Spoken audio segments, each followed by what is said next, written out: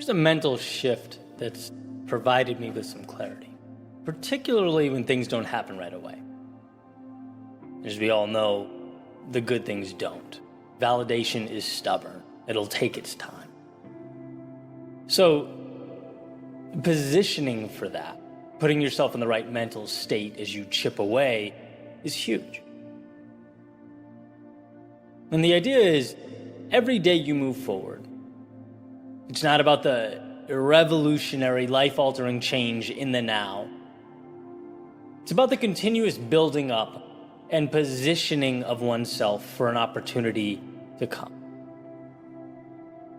In other words, the monumental opportunity is out there. It does exist.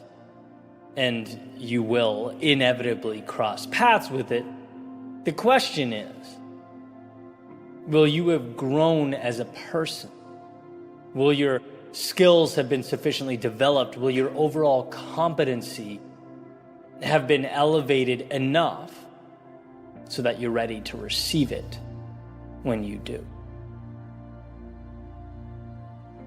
That's the thing about opportunities. They only matter if we put ourselves in position to receive them. And part of what motivates me every day is the fact that I'm chipping away at those opportunities to come at some point in the future. Opportunities I can't even, understand or fathom in the moment. But the reason I'll be able to capitalize on them is because of today's groundwork. And that's the point here. That's often when life feels heavy, what pushes me through. One of the most spectacular things about human beings is that we can delay gratification. And I don't mean in order to live a miserable existence. I mean putting in work, knowing that 1, 3, 5 years down the road, there's going to be things available to us that otherwise wouldn't be. That's why one of my favorite conversations was, around my friend Evan saying he hates being asked what his 5-year plan looks like. What will life look like, Evan, 5 years from now? It's like, I don't know, right? I have a direction I'm pointed at. And I'm working every single day to bring that to life, but who knows how many twists and turns life will take? Who knows about the opportunities that will present themselves when they align with my goals and my competencies at a future date? I'm not going to limit myself or deprive myself of those. You build the man, build the woman, hour by hour, day by day, and know that life rewards capable individuals. That means the power is in making yourself more capable. Probably my favorite quote, Nietzsche, "Those who were seen dancing were thought to be insane by those who couldn't hear the music," is about that very idea, right? Trusting that if you build yourself up, you stay focused, you take an axe to the tree that is your purpose every day, by the way, to the sound of no applause, to no awards or pats on the back, you will ultimately succeed. Because in doing so, you position yourself to receive opportunities that otherwise would have passed you right by. Sure, they would have been there, but they would have been beyond the scope of what you could handle, right? That's just the reality. Building oneself up is like an all-access pass to the show that is life. In becoming more, you can see more, you can do more, you can access more. That's why, as the saying goes, it's not about getting what you want. It's about the person you become along the way. Becoming the type of person who can do those things, who is deserving of those things. So when you're frustrated or down, when you're looking around and saying to yourself, there's still a substantial gap here between where I am and where I'd like to be, know that you showed up. You did the work. You stacked another sheet of paper on that pile. At the time, right, not enough to make a visible difference, but over time, sufficient to stand on, right? You win the day by stacking that sheet and moving forward.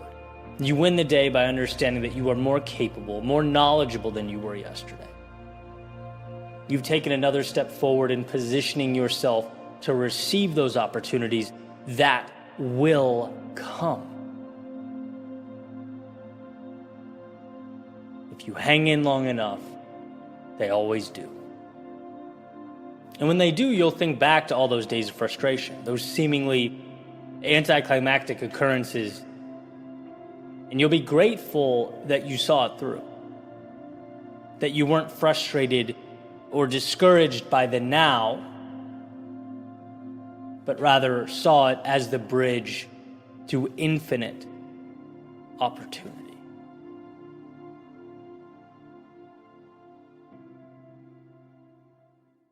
There's a man and he's walking through a circus.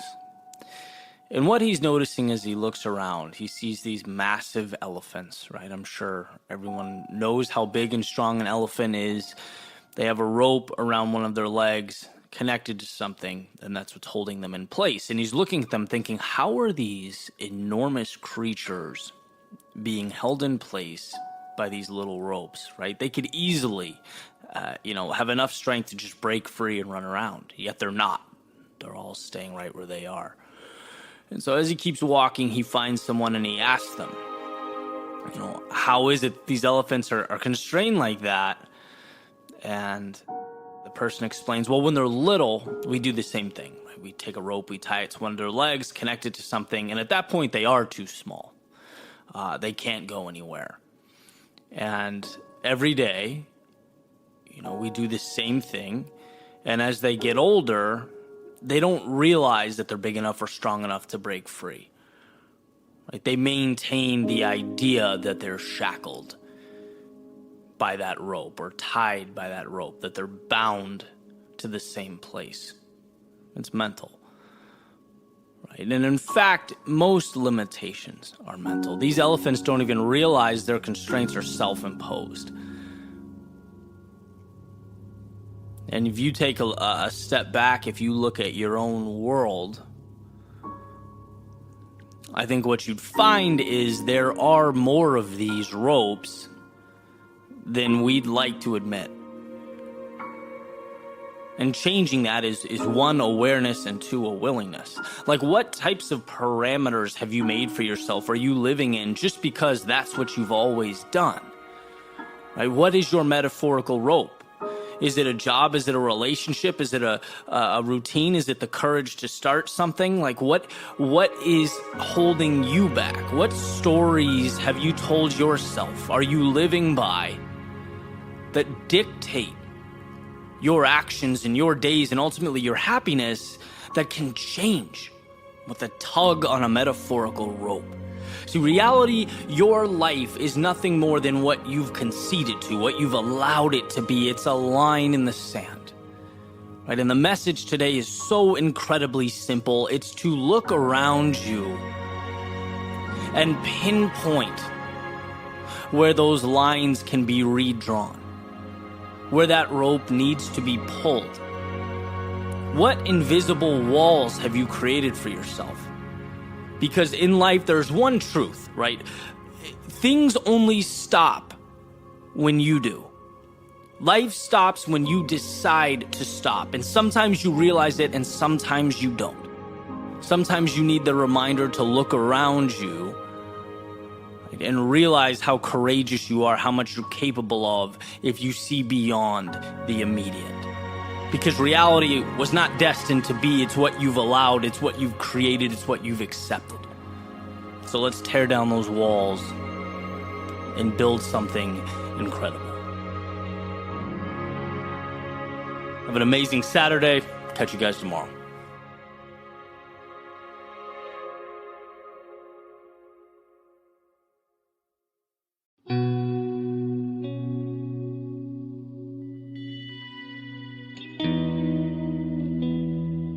I was once told that to become who you might be,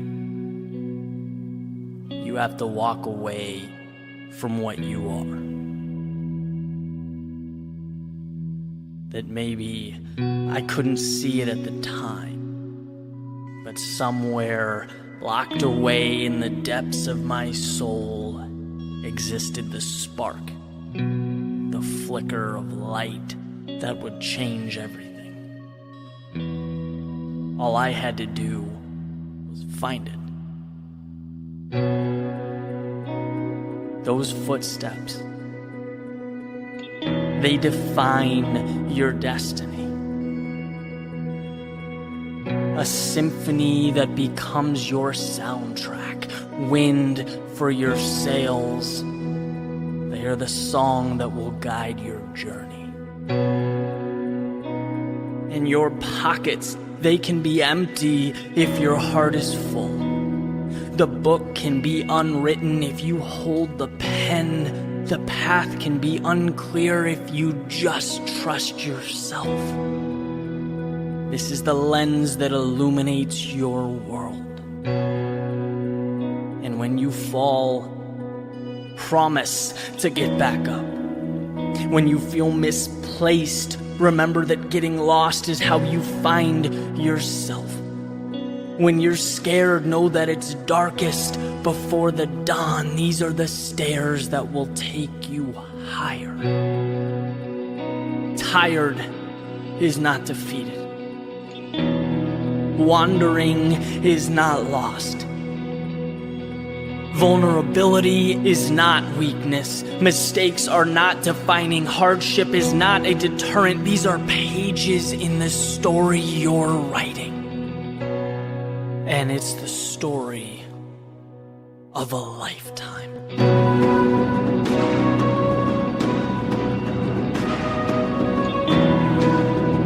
So pull back the curtains.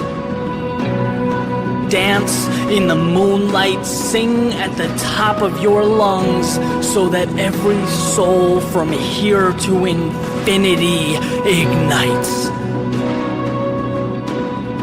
Life is too short to miss a moment, too beautiful to overlook, and here you are, with a map, a key, and a horizon waving you on. So follow it. Through the airwaves, past the mountains, beyond the desert. Follow it until your legs are weak and your eyes wide.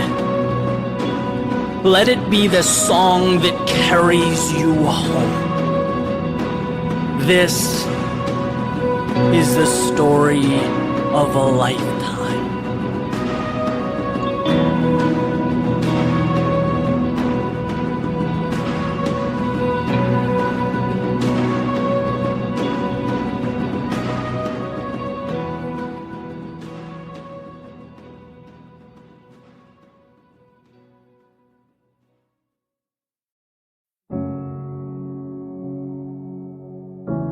There's a quote that states, life is 10% what happens to you and 90% how you react to it.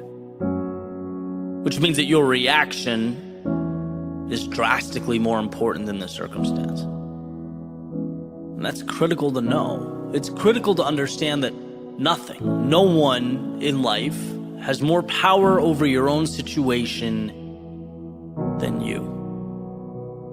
And there's an old story that hits on this point exactly. There's a father and a daughter. And basically the daughter's complaining. She's complaining about life, how difficult things are. She doesn't know how she's going to make it in whatever it is she's doing. I mean, the bottom line is she's tired of the day-to-day, right? And her father gets this idea. He says, come with me into the kitchen. And he gets 3 pots of water, puts them on the stove and turns the burners on. As soon as they start boiling, he drops a potato in the first one, an egg in the second one, and some coffee beans in the third one.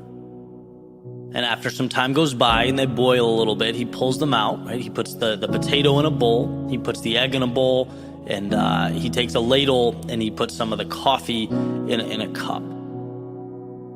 And he says, what do you see? She says, well, I see a potato, I see eggs, and I see coffee.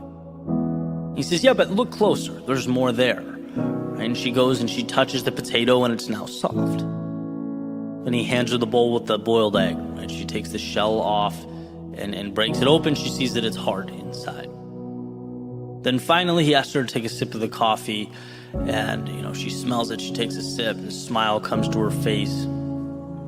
She says, so what does all this mean? What are you trying to say? And he says, well, the potato, when I dropped it in the water, it was rigid. It was tough. It was uncompromising. But in the boiling water, it became soft, weak. Then you have the egg that was basically the opposite.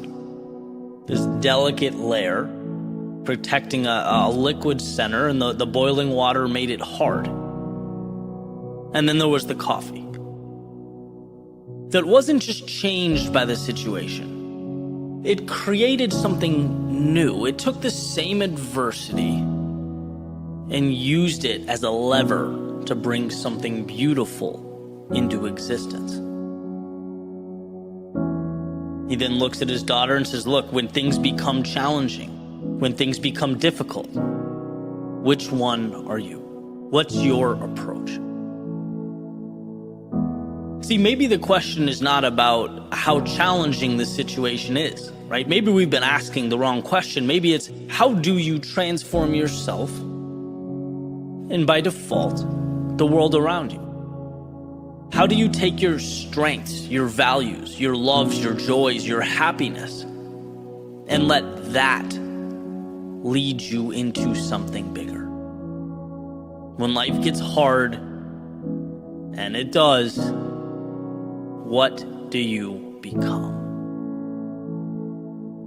I always remind myself, we are not defined by life at peak state. As much as I wish that were the case, right? We're not shaped by the easy days or the times that we floated by. Because those times are great, they're enjoyable, but they're not what make or break us. It's the times that challenge us and ask us to be what we have not yet become. That's the good stuff. And this is another one of those, simple but not easy type things, because on paper it makes sense, it's understood. But it's an outlook that manifests over time. It's slowly stacked piece by piece and brick by brick, realizing that every situation provides you with tools to make something out of an apparent nothing. And then it waits, right? Because fate is in your hands. And I can certainly think of, times in my life, that's one of the reasons I love these stories. I can reflect where each one of those pots of boiling water was relevant, right? I can think of times I was too headstrong, like the metaphorical potato. I thought success would be easy. I thought projects would be simple to execute. I spent months doing things that just weren't good because I didn't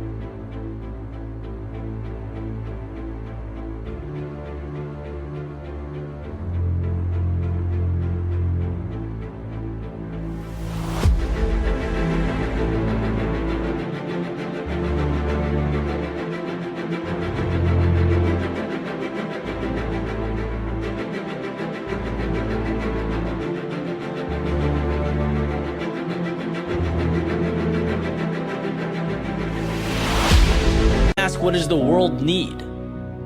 I ask myself, what do I want to give the world? And there has to be a marriage there, right? And it was a quick reminder that the world owes me nothing. I was humbled or softened, as the story goes. I've been the egg, I've been timid, I've been uncertain, thin-skinned, worrying about what people would say or the content I was creating, worried about perception. How would things look if I failed?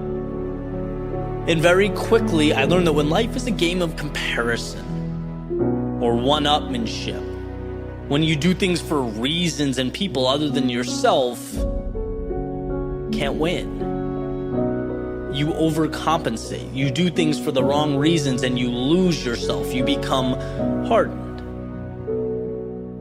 And then there's the good stuff, right? Getting to the coffee, not bowing down to the circumstances, but shaping them. Not letting life dictate how the story goes or the fate of your character.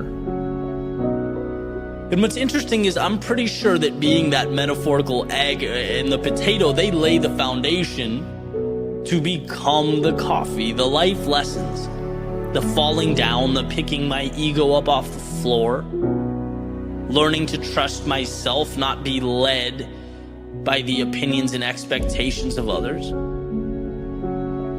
You essentially learn that you can take the world around you and change it, that it is malleable, it is flexible. You have that power. You have that ability. It's up to you to believe it. And that's critical because no one comes along and co-signs that understanding for you. It's an internal process. You start to learn that things aren't there to provide instruction. They're there to propel you. But can you see the unknown as the opportunity, the obstacle as the way, and the loss as the armor that you pick up during the journey? And so, all of these words essentially come to one point. And that point is you have so much more control over your life than you think you do. As I've said before, you are stronger than you think you are. You are more resilient than you can even imagine. And when life tests you, and again, it will, remember that the challenges are not happening to you, but for you. The world isn't taking away what you have, it's giving you what you need. So long as you're willing to adapt with it, to grow, expand out, because you not only have the ability to change yourself, but the world as well.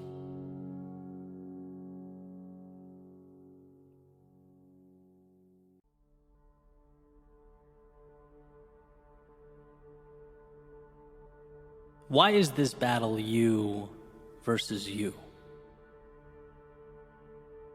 With all the complexity, all the obstacles out there, why are you your greatest opponent?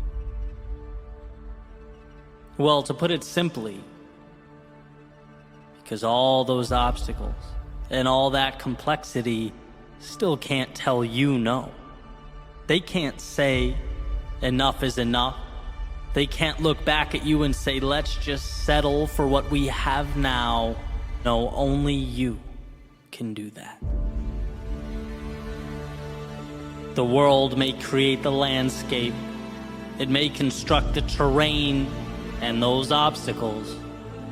But you are the sole decider on where along the way you stop.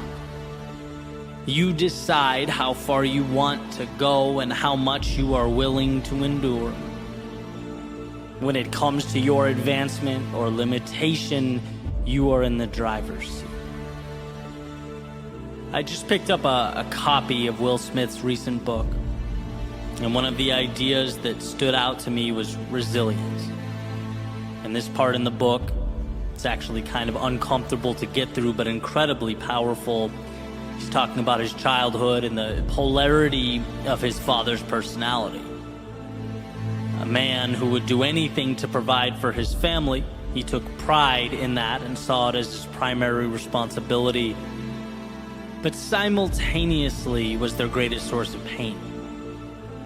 And he mentions his father, hitting his mother from time to time. In one particular example, struck his mother in the face so hard that it knocked her on the floor. And as she stood back up, she said something along the lines of, "You can hit me, but you can't hurt me." And that was the first time Will understood as a child the difference between what the outside world inflicts upon us and how we choose to react to that occurrence. That understanding is power. That's why you are the author of your story. In the sense that every single thing dropped at your feet, every situation, every occurrence, they come with an implicit question attached, a question that you and only you are responsible for answering. The question is, what does this mean? And how you respond to that question determines whether you go left or right at that metaphorical fork in the road. Does the occurrence detract from your ambitions, or is it a multiplier?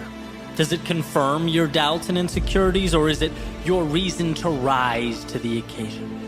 An opportunity to stretch, to evolve. That's a gift. That's an invite. Not some sort of divine punishment.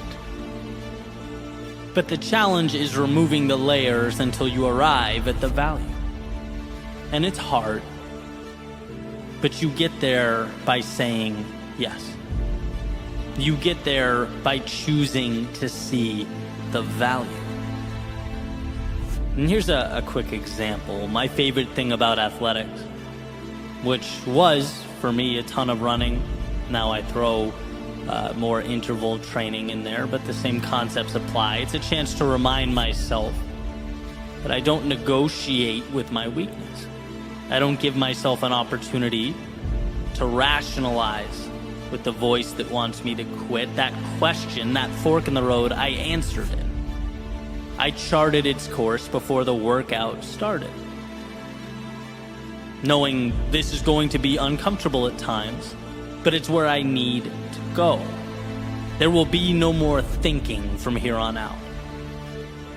And so today's workout, for example, switching deadlifts, burpees, to squats, to core, you don't think. You see the next requirement, the next task, and you simply say yes. You don't need your mind for this. In fact, you go before your mind even knows where it's going, because that dotted line has already been signed.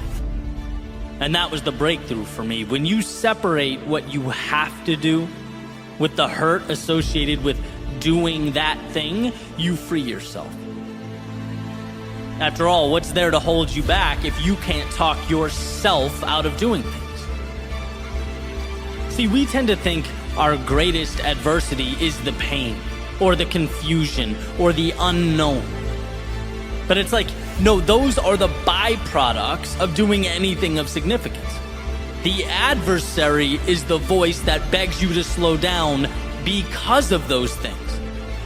And if you can figure out in your own life how to create space between the two, how to separate the task and the discomfort often brought about by the task, there's nothing that will ever be able to slow you down. And look, I'm not saying that you walk around without ever utilizing the power of that brilliant mind you possess. The one's ability to think is everything. But what I am saying is there is a time to shut it off. There is a time in which, to avoid overthinking, we simplify. Action, reaction. One more mile, okay, end of story. 1 minute of jump squats next, roger that, period. It's taking the emotion out of the process, refusing to leave the door cracked for the inner dialogue that says, hey, maybe you don't do this. Maybe you slow down. Are you sure you can handle what's next? No, all of that is tuned out. It's assignment, go. Next, go. Next, go. You know this is the right thing. You did your thinking before grabbing the sword, shield, and stepping into the arena. Now guess what? It's instinct. It's doing what has to be done. And what has to be done hurts. And look, you didn't have to accept that. You didn't have to step in. You could have stayed home, but somewhere along the way you looked in the mirror and said, the difficult path is the one with the value. And now here you are, face to face with hungry lions, clashing swords with your adversaries. There's no turning back now. Now is when you parse out pain from the objective. The pain is now part of the audience. It's not with you.